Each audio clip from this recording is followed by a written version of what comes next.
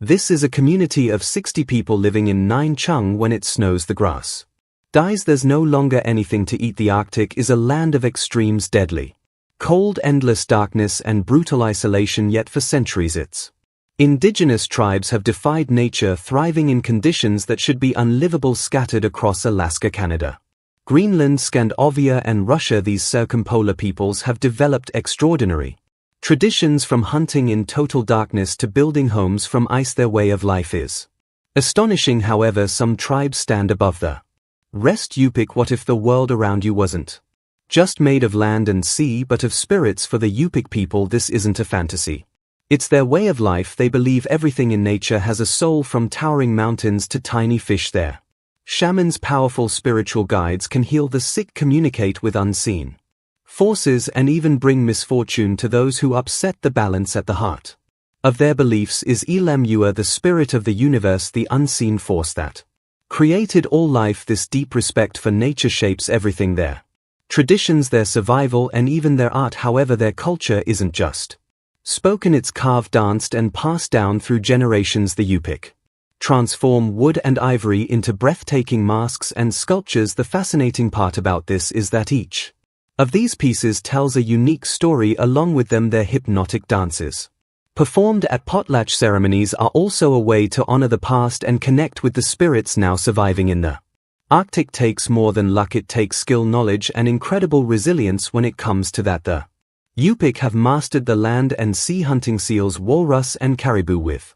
harpoons, spears, and kayaks to withstand brutal winters. They built kashim, underground communal houses, and aina warm shelters lined with animal skins. Now, where the Yupik find wisdom in the spirits of land and sea, there's another tribe that reads the language of ice and snow. Nets. The Nenets are remarkable people who have mastered the art of surviving in one of the harshest environments on Earth, the Siberian tundra. For centuries, they've lived alongside their reindeer, developing a deep knowledge of the snow, ice, and permafrost around them. For this tribe, surviving has been engraved deep into their survival now. Given the climate they have to live in, one of the Nets' unique skills is their ability to read the snow with a vocabulary rich in terms of different types of snow. They can predict the weather, find the best grazing spots for their reindeer, and determine when it's safe to travel in a world where climate change is rapidly altering their environment. This knowledge has never been more critical. Changing weather patterns and melting ice are disrupting their migration routes and grazing lands, putting their way of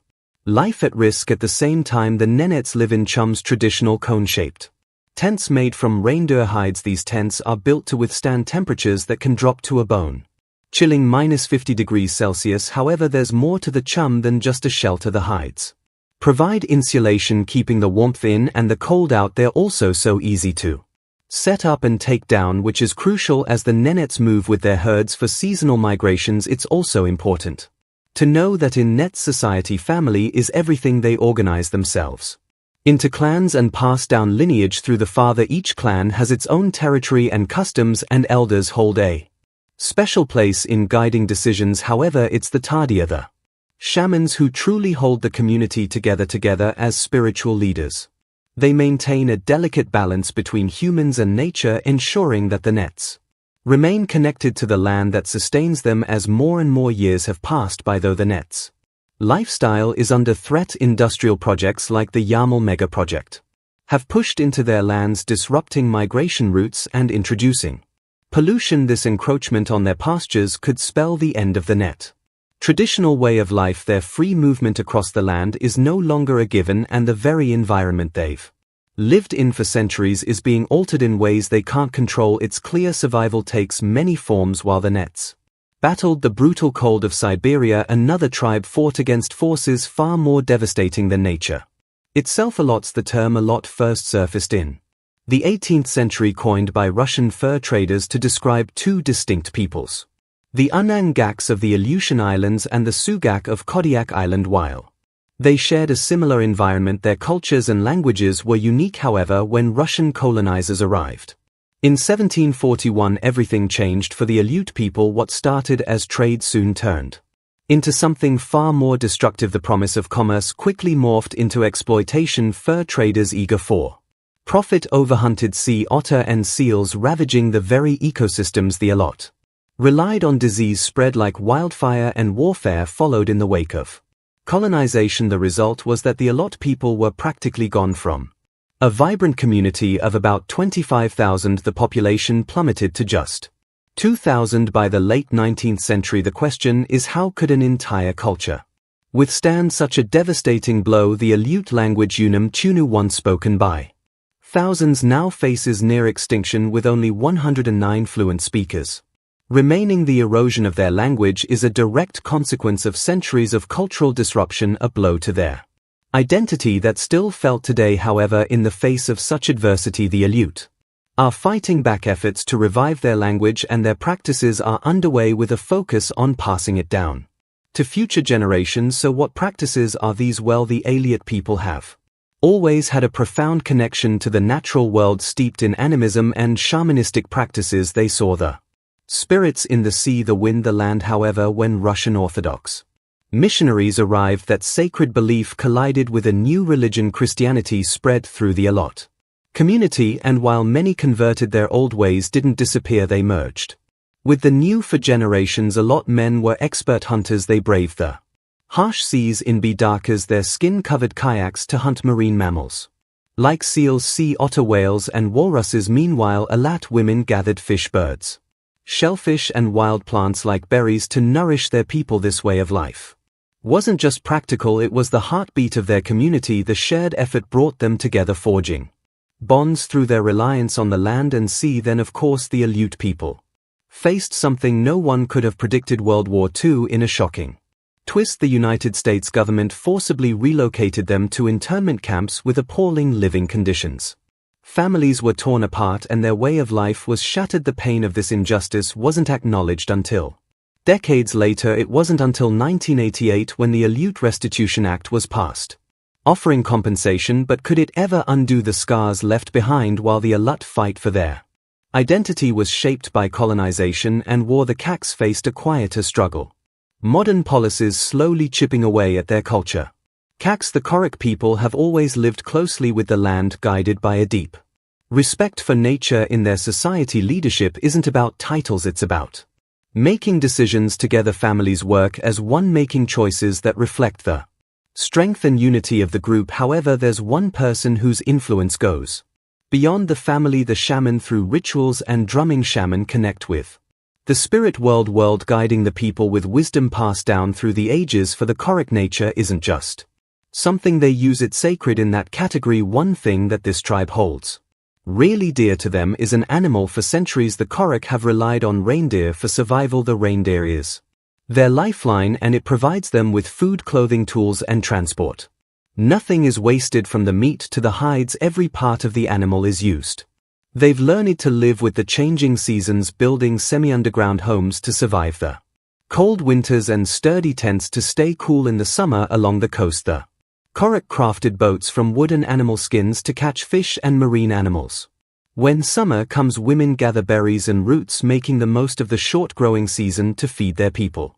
However, over time, outside forces have made life harder. Soviet policies aimed at changing their way of life slowly caused the Korik language and traditions to fade. The Korik language, once central to their identity, started disappearing as Russians took over in 2007. The Kak autonomous Okrug was merged with Kamchatka Krai, pushing the Korik people to the edge without political voice or representation. It's a shift that has raised real concerns about losing their culture and way of life. The Chaks bond with reindeer has shaped their survival. However, they're not the only Arctic people whose fate is tied to an animal: the Gwich'in. The Gwich'in people are bound to caribou in a way that's nothing short of magical. For them, caribou vad, as they call them, are not just something they hunt, they are the very pulse of their culture, identity, and survival. As Sarah James, a respected leader, powerfully puts it, caribou are not just what we eat, they are who we are. This sacred bond is woven through every story, every tradition, and